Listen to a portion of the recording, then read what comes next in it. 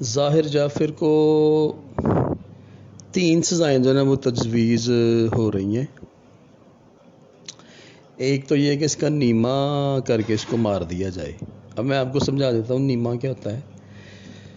ये एक पुरानी सज़ा है जो गांव में जब लोग रहते थे तो तब उनको वो देते थे, जिससे वो तंग होते थे या कोई क्रिमिनल होता था कि वो उसके पिछवाड़े में ये मैं मजाक नहीं कर रहा, मेरा हंसी निकल गई है।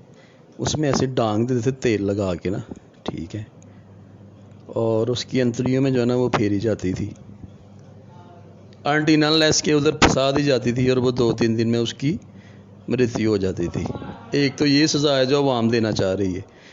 एक सज़ा ये है कि कुछ लोग कह रहे हैं कि जी देखें जी वो पागल है, तो पागलपन में हो गया है तो माफ़ी भी हो सकती है। ये लोग बगैरत हैं जो ये बात कर रहे हैं।